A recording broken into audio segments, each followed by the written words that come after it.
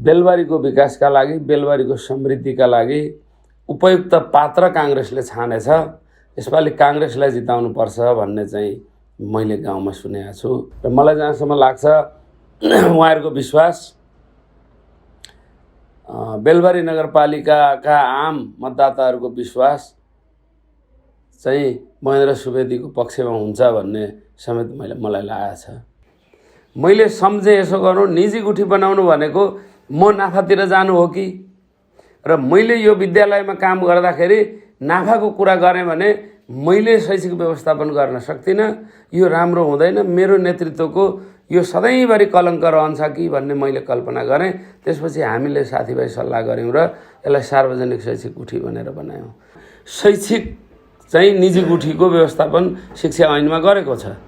हामीले त्यो शिक्षा ऐन त्यतिखेर हेऱ्यौँ, त्यतिखेर त्यही हेरेर हामीले यो चाहिँ सार्वजनिक शैक्षिक गुठी बनायौँ।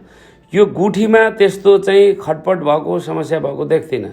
त्यो गुठीको रकम चाहिँ विद्यालय सञ्चालनमा खर्च गर्ने भनेर विधानमा त्यस्तो बनाइएको छ। होला त्यो गुठीलाई छुट्टै राखेर गुठी चाहिँ एउटा ट्रस्टको रूपमा विकास गर्ने, त्यो खानेपानीको पैसा, विद्युतको पैसा तिरिसकेर लाइन जोडेर अनि मात्रै हामीले खानेपानीमा काम सुरु गरेका हौँ।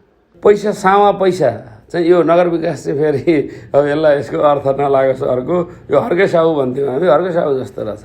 हर्के साहु भएको त 5 वर्ष नि धेरै भइसक्यो। पैसा साउ पैसा चाहिँ 3 करोड कति हो, त्यसलाई ब्याज चाहिँ महिना पछि जोड्दा रहेछन् क्या, चक्रवृद्धि ब्याज। यो हर्के साहु।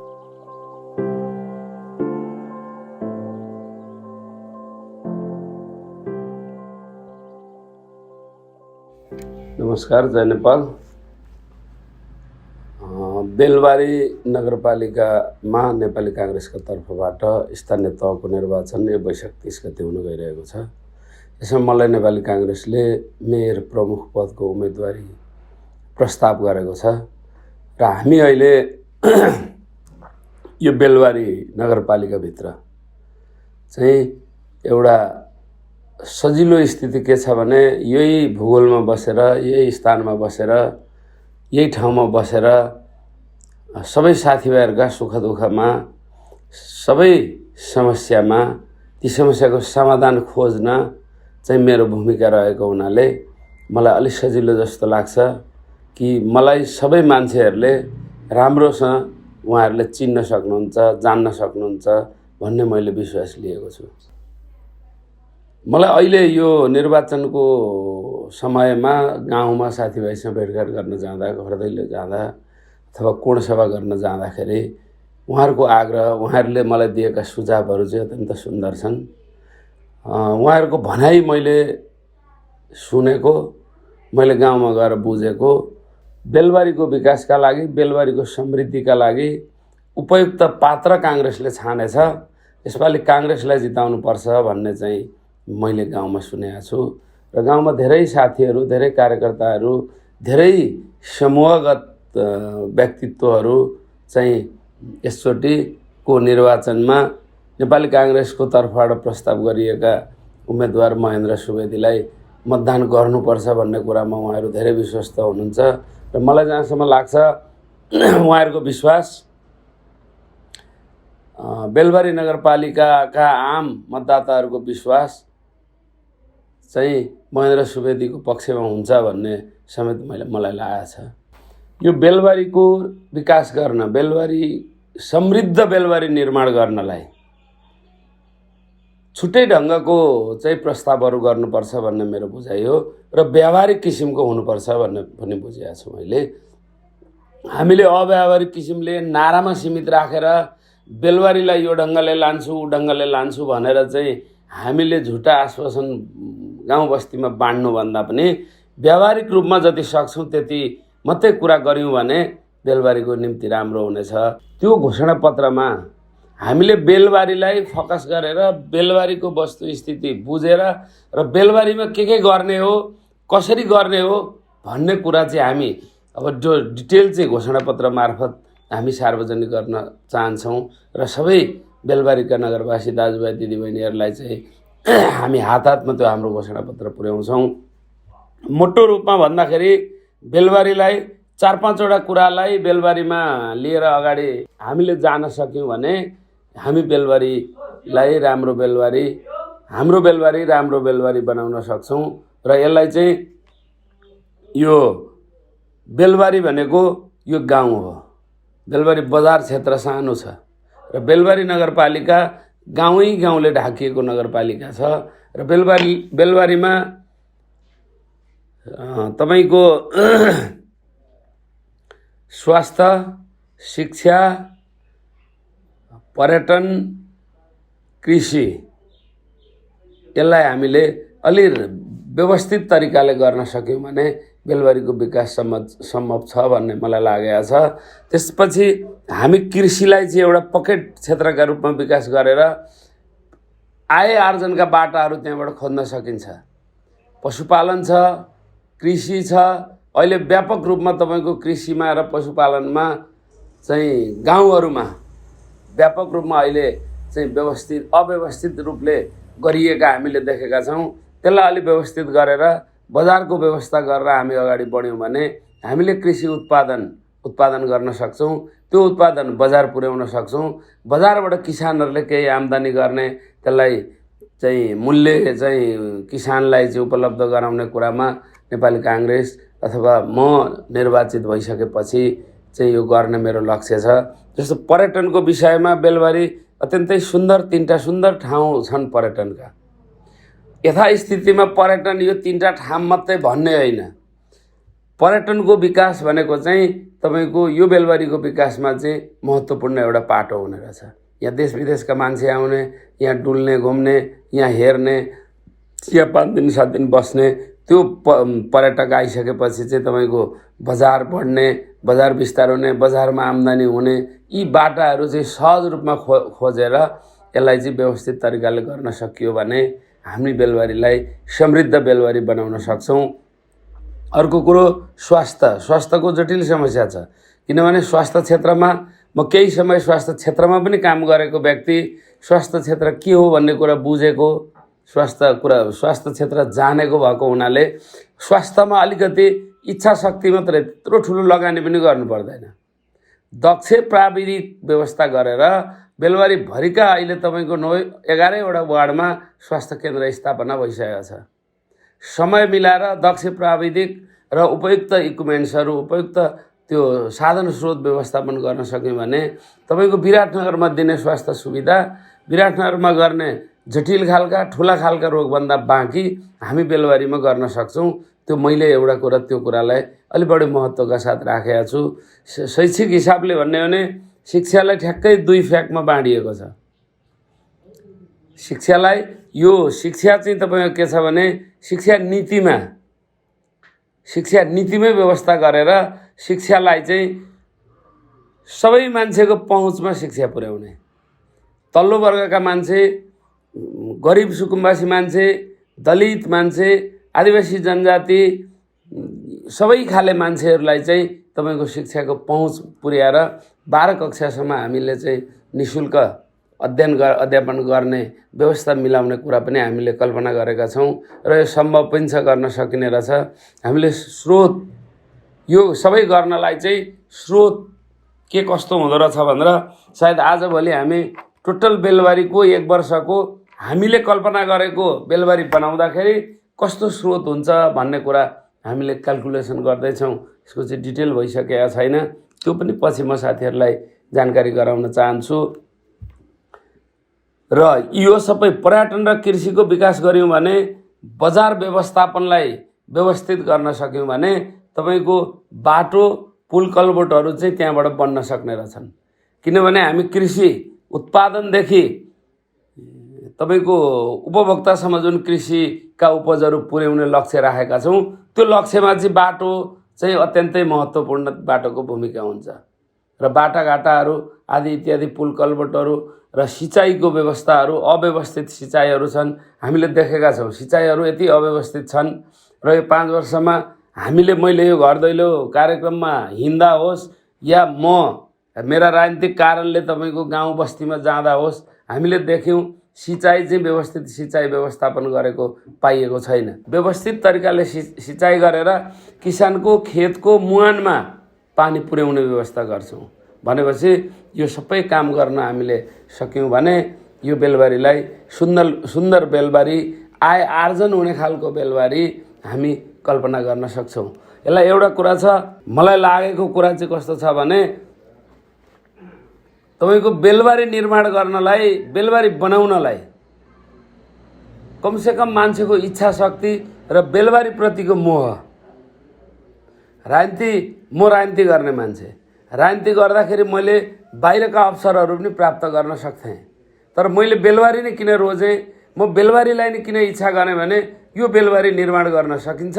सबै खाले मान्छेहरू, सबै साथीभाइहरू, सबै यहाँका आम नागरिकहरूलाई गोलबद्ध गरेर, एकढिक्का गरेर बेलबारी निर्माणमा लगाउन सक्ने मसँग क्षमता छ, म त्यो गर्छु भन्ने मलाई विश्वास लागेको छ। म्याथमेटिकल्ली जाने हो भने हामीले राज्यलाई व्यवस्था गरेको एउटा स्रोत हुन्छ। त्यो राष्ट्रिय बजेट मार्फत बेलबारी नगरपालिकालाई आउने एउटा निश्चित रकम हुन्छ। हामीले त्यो रकममा भर पर्ने होइन। हामीले कल्पना गरेको जुन छ पर्यटनको कुरा, कृषिको कुरा, यो सबै कुराहरू चाहिँ तपाईँको के छ भने बजारको कुरा, यसले चाहिँ आन्तरिक आयलाई वृद्धि गर्छ। नागरिक धनी भयो भने देश धनी हुन्छ भन्ने हामीले किम्वदन्ती अथवा उखान अथवा सत्य कुरा हामीले सुनेका छौँ। बेलबारीका आम मान्छे सम्पन्न भयो भने बेलबारी नगरपालिका सम्पन्न बन्न सक्छ। र हाम्रो उद्देश्य के छ भने बेलबारी नगरपालिका आम मान्छेलाई सम्पन्न बनाउने, हामीले आन्तरिक स्रोतलाई वृद्धि गर्ने, राष्ट्रिय बजेटलाई राष्ट्रले निर्दिष्ट गरेको लक्षित जुन बजेट हुन्छ त्यो बजेटलाई व्यवस्थित गर्ने।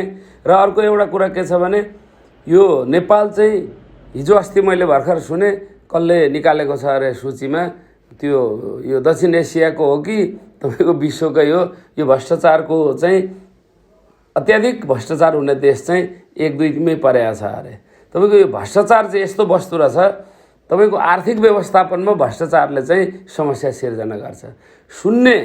भ्रष्टाचारलाई शून्य सहनशीलतामा लाने हो भने तपाईँले आर्थिक व्यवस्थापन गर्न सकिन्छ। एउटा पाटो त्यो। अनि अनियमित फजुल खर्च घटाउने, जति भएको हाम्रो स्रोतलाई फजुल खर्च घटाउने, भ्रष्टाचारलाई शून्य सहनशीलतामा झार्ने र आम्दानीको चाहिँ वृद्धि गर्ने लक्ष्य राखियो भने तपाईँको यो हामीले कल्पना गरेको काम पुरा गर्न सक्छौँ।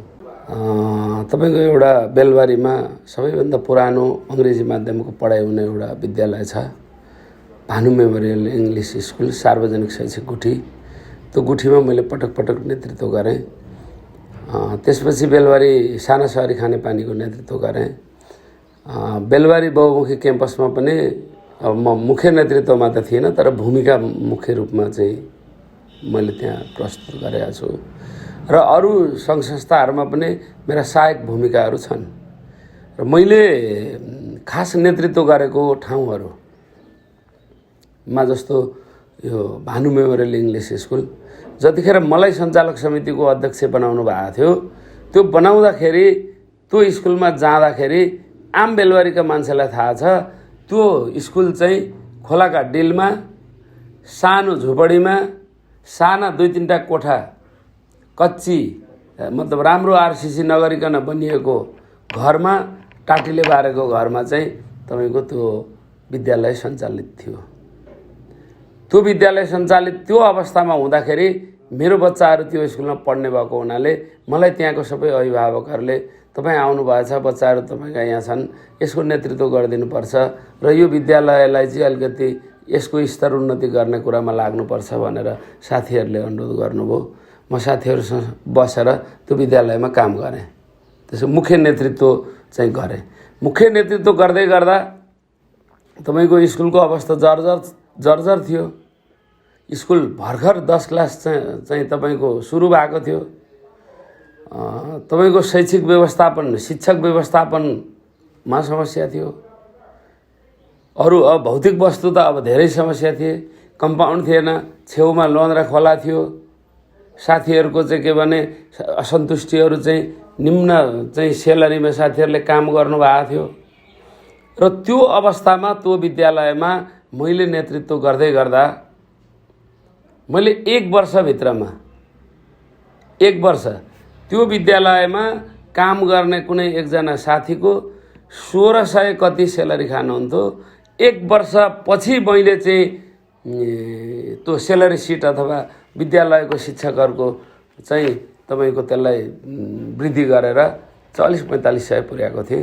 त त्यतिखेरको शिक्षक साथीहरू पनि अहिलेसम्म पनि केही हुनुहुन्छ।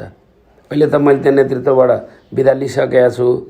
अहिले म नेतृत्वमा छुइनँ। गुणस्तर मापन भनेको चाहिँ शैक्षिक मापदण्ड अनुसार मापन गर्ने हो र त्यसपछिको गुणस्तर वृद्धिमा हामीले शिक्षक साथीहरूसँग पटक पटक छलफल गरेर के गर्दै उहाँहरूलाई त्यो पाटोमा जिम्मा लागेको थियो भने हामी भौतिक वस्तु निर्माण गर्नेमा लागेका थियौँ।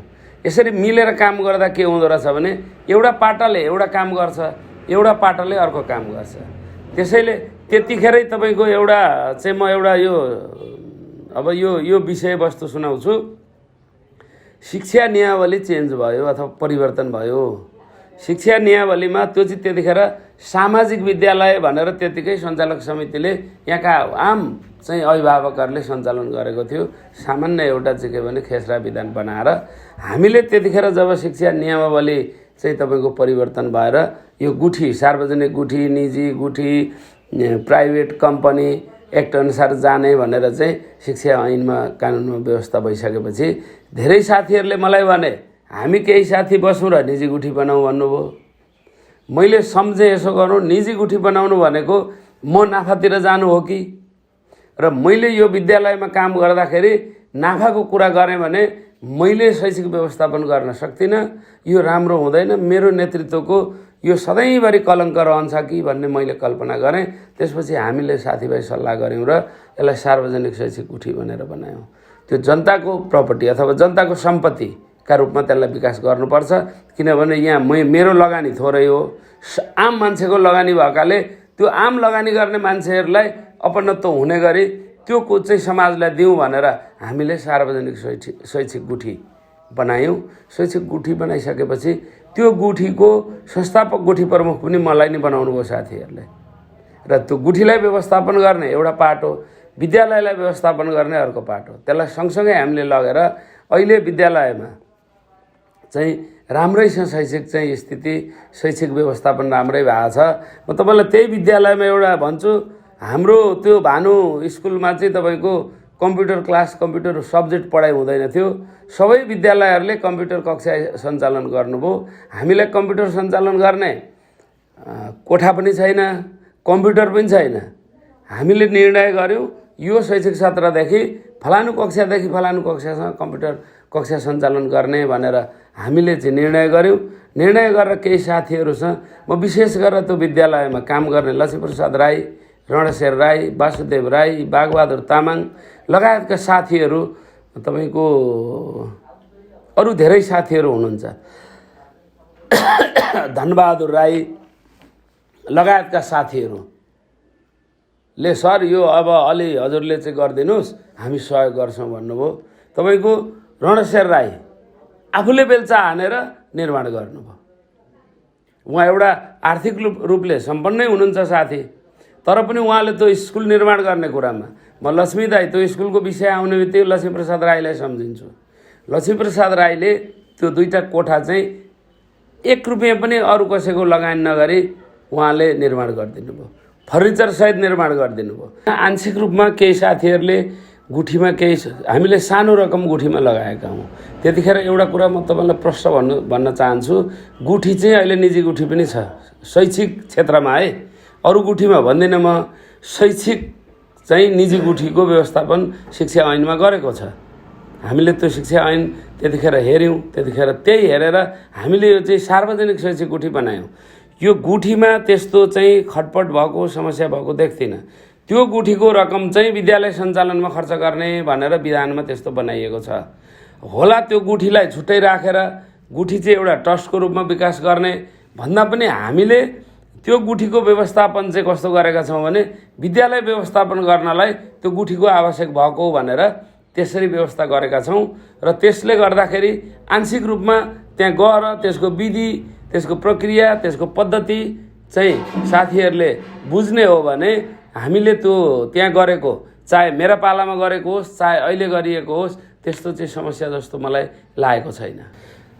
बेलबारीका आम उपभोक्तालाई के थाहा छ भने जतिखेर महेन्द्र सुवेदीले निर्वाचित भएर खानेपानी संस्थामा त्यसको अध्यक्षको जिम्मेवारी सम्हाल्न जाँदै गर्दाको खानेपानीको अवस्था र मैले त्यो खानेपानीमा सहज रूपमा पुनः दाबी नगरी चाहिँ सहज रूपमा छोड्दै गर्दाको अवस्थाको भिन्नतालाई बेलबारीवासीले अथवा बेलबारी सानासरी खानेपानीका उपभोक्ता साथीहरूले त्यसलाई मूल्याङ्कन गर्नुपर्छ। कुन अवस्थामा महेन्द्र सुवेदी त्यहाँ प्रवेश गरेको थियो र महेन्द्र सुवेदीले 5-6 वर्ष लगभग म त्यहाँ बसेँ। त्यो 6 वर्षपछि निस्किँदाखेरि महेन्द्र सुवेदीले कस्तो अवस्थामा महेन्द्र सुवेदीले जिम्मा लायो भन्ने कुराले त्यसलाई चाहिँ आम मान्छेले त्यसलाई जजमेन्ट गर्ने हो अथवा मूल्याङ्कन गर्ने हो। मूल्याङ्कन मैले मूल्याङ्कन गर्दा मैले राम्रो भनौँला। उपभोक्ताहरू बेलबारीका उपभोक्ताहरूले त्यसलाई मूल्याङ्कन सायद गर्नुभयो होला भन्ने मैले विश्वास लिएको छु। म खानेपानीमा जाँदै गर्दा खानेपानीको अध्यक्ष हुँदै गर्दा बिजुलीको लाइन काटिएको थियो, 6,82,000 विद्युतको पैसा नतिरी लाइन जोडिँदैन थियो, पानी चलेको थिएन। उपभोक्ताहरू चाहिँ तपाईँ के छ भने पानी स्वस्थ पानी खान नपाइरहेको अवस्था थियो। त्यो अवस्थामा नेतृत्व गर्न गएको म एउटा आँटीमत बोकेर गएको हो। त्यसपछि मैले गरेका गतिविधिहरू पनि आम मान्छेले देख्नु भएको छ। म त्यो खानेपानी संस्थाको अध्यक्ष, म कुनै बेला राति 9-10 बजे लेबरहरूसँग काम गर्दै हुन्थेँ। लाइट देख्ने साथीहरू पनि 10-20 जना मान्छेहरू बेलबारीमा अहिले पनि हुनुहुन्छ। उहाँहरूलाई मैले यसो भनिदिनुहोस् भनेर भन्न लगाएको विषय होइन। र त्यो खानेपानीलाई मेरो लक्ष्य त्यतिखेर के थियो भने मैले त्यतिखेर आम उपभोक्तालाई भनेको थिएँ मेरो पहिलो प्राथमिकता हरेक व्यक्तिको घरमा खानेपानीको धारा खोल्दा पानी आओस् भन्ने लक्ष्य थियो। मलाई के विश्वास थियो मैले जतिखेर छोड्दै गर्दा भने 80% पानी उपलब्ध गराउन सकेका थिएँ। मैले 100% भन्दिनँ, म 100% पुर्याउन सकिनँ। र मैले त्यो हिलामा मैले जहाँ शपथ लिएँ, जहाँ मलाई त्यो खानेपानी संस्थाको विधानले ऐनले मलाई जिम्मेवारी हस्तान्तरण गरो, त्यतिखेर सायद कोही साथीहरूले फोटो खिचेर राख्नु भएको छ भने त्यो कुरा हेर्न सकिन्छ। र मैले जतिखेर छोडेँ, मैले छोड्दाखेरि कुन अवस्थामा छोडेँ त्यो पनि मूल्याङ्कन गर्न सकिन्छ। यो मापन गर्ने कुरा चाहिँ के रहेछ भने भावनामा बगेर व्यक्ति विशेषलाई हेरेर यो चाहिँ मसँग नजिक भएको मान्छे हो, यो मसँग टाढा भएको मान्छे हो भनेर मान्छेलाई चाहिँ मूल्याङ्कन गर्नु हुँदैन। मलाई लागेको कुरा त्यस्तो हो। ऋण छ, ऋणको विषयमा क्लियर पार्छु। ऋण भनेको नगर विकास कोषको ऋण हो। कति पैसा तिरियो भन्ने पनि खातामा त छैन त। मैले गोजीबाट खुद्रुक तिरेको होइन। त्यो संस्थाले व्यवस्थित गरेर संस्थाको आम्दानीबाट बाई चेक चाहिँ तपाईँको गएको हो। मैले मेरा पालामै मैले यो वर्षमा लगभग 42-43 लाख पैसा मैले छोड्ने खेरमा साथीलाई हिसाब गर्नु भनेर एकाउन्टेन्टलाई भने 42-43 लाख पैसा त हामीले ऋण तिर्यौँ। अरू बजारका ऋणको त हिसाब छैन। मैले तपाईँको त्यो नेतृत्व पाएको 1 हप्तामा पैसा साथीहरू सञ्चालक समितिका साथीहरू अहिले पनि हुनुहुन्छ। सञ्चालक समितिका साथीहरूसँग लु साथीहरू चुनाव जित्यौँ, खानेपानी चलाउनु पर्छ, पहिलो दायित्व विद्युतको पैसा नतिरिकन विद्युत लाइन जोड्दैन, पैसा लु उठाउँ भनेर ती पैसा फलानाले यति दिने फलानाले यति दिने भनेर लेखिएर तपाईँको पैसा उठाएर खानेपानीको पैसा तिरियो। त्यो खानेपानीको पैसा विद्युतको पैसा तिरिसकेर लाइन जोडेर अनि मात्रै हामीले खानेपानीमा काम सुरु गरेका हौँ। यहाँका उपभोक्ताहरू र अहिले स्मुथली पानी आउँछ, मलाई विश्वास छ। लोहन्द्रा खोलामा केही समस्या परेको हो, किनभने सालमा 2 चोटि शुद्ध बगायो, त्यसले केही समस्या गर्यो। बेलबारी 2 का उपभोक्ताहरूलाई त्यसमा पनि विशेष गरेर यो लालबत्ती डाँडो भन्छौँ हामी, उता रमितेतिर केही समस्या पर्यो। मैले त्यो संस्था जिम्मेवारी म त्यसको मुख्य जिम्मेवारीमा आउँदै गर्दाको अवस्था र मैले छोड्दै गर्दाको अवस्थालाई मूल्याङ्कन गर्ने हो भने तपाईँको जिरोमा रहेको ऋणमा रहेको संस्था, मैले त्यो संस्था छोड्दै गर्दाखेरि नगदै पैसा 18-20 लाख पैसा चाहिँ खातामा थियो। तपाईँको 42-45 लाख पैसा ऋण तिरिएको थियो। र कामहरू गरेको हिसाब गर्ने हो भने त्यो काम गरेको पैसा त त्यो ऋणभन्दा पनि सायद हो, त्यसको मर्मत सम्हार हो। बढीभन्दा बढी पैसा मर्मत सम्हारमा ऋण नगर विकास कोषको हो, त्यो राज्यको ऋण हो, राज्यको दायित्वभित्र पर्छ। हरेक मान्छेलाई खानेपानी खुवाउनुपर्छ, राज्यले खुवाउनुपर्छ।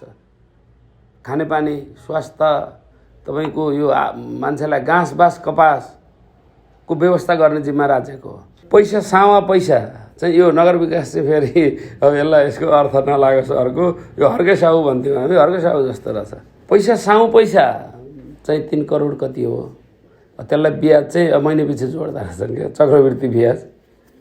यो हर्के साहु हामीले भन्यौँ, मैले नगर विकासको म्यानेजिङ डाइरेक्टरसँग भन्ने सर त कति वर्षको हर्के साहु भएछ यो चाहिँ अब सम्झौता गर्दाखेरि यसको सञ्चालक समितिमा अरू नै हुनुहुन्थ्यो, निर्माणाधीन अवस्थामा अरू नै हुनुहुन्थ्यो। यो निर्माण गर्ने फेजमा कसरी गर्नु हो। म सदस्य एक अवधि संस्थापक सदस्य पनि थिएँ त्यो संस्थामा, र बिचको एउटा अवधिमा मैले त्यो संस्थामा छोडेँ, किनभने मेरो चाहिँ सञ्चालक समितिका साथीहरूसँग मत मिलेन। मेरो काम गर्ने स्टाइल र उहाँहरूको काम गर्ने स्टाइल अथवा फरक पऱ्यो। मैले साथी हो गर्नुहोस्, म सघाउँछु बाहिर बसेर भने। अर्कै साहु भएको त 5 वर्ष नि धेरै भइसक्यो। अहिले तपाईँले जुन कुरा गर्नुभयो त्यो मूल्याङ्कन बेलबारीवासी दाजुभाइ दिदीबहिनीहरूले, आम मतदाताहरूले अथवा नगरवासी आदरणीय महानुभावहरूले गर्नुपर्ने हो, त्यो गर्नुभएको छ। म विश्वस्त छु। म अन्तिममा सबै बेलबारीका मतदाताहरू यो वैशाख 30 गते जुन निर्वाचन स्थानीय तहको हुँदैछ, यो स्थानीय तह चाहिँ फरक किसिमको, अहिलेको चाहिँ फरक किसिमको एउटा स्थानीय सरकार भएको हुनाले म एकदम हार्दिकतापूर्वक सम्पूर्ण बेलबारी नगरवासी दाजुभाइ दिदीबहिनीहरूलाई आग्रह गर्न चाहन्छु र नमन गर्न चाहन्छु कि आउने वैशाख 30 गतेको निर्वाचनमा नेपाली काङ्ग्रेसको चुनाव चिन्ह रुखमा यहाँहरूले अमूल्य मतदान गरेर मलाई निर्वाचित गराउनु भयो भने म तपाईँहरूलाई अर्थ केही दिन नसके पनि समृद्ध बेलबारी दिन सक्छु। समृद्ध बेलबारीको खाका मसँग तयार छ, म दिन सक्छु। र यसलाई एउटा छुट्टै तपाईँको पहिचान बनाउने कुरामा मैले मेरो कार्यकालमा मेरा विवेकले भ्याएसम्म तपाईँहरूसँग बसेर, तपाईँहरू मतदाता महानुभावहरूसँग बसेर योजना बनाएर यसलाई चाहिँ अगाडि लिएर जाने मेरो योजना छ। त्यसमा यहाँहरू सबैको सहयोग भयो भने म यो योजना चाहिँ सफलतापूर्वक सम्पन्न गर्न सक्छु र आग्रह गर्न चाहन्छु सम्पूर्ण महानुभावहरूले नेपाली काङ्ग्रेसको चुनाव चिन्ह रुखमा मतदान गरेर मलाई विजय गराइदिनु हुन हार्दिक आग्रह गर्न चाहन्छु।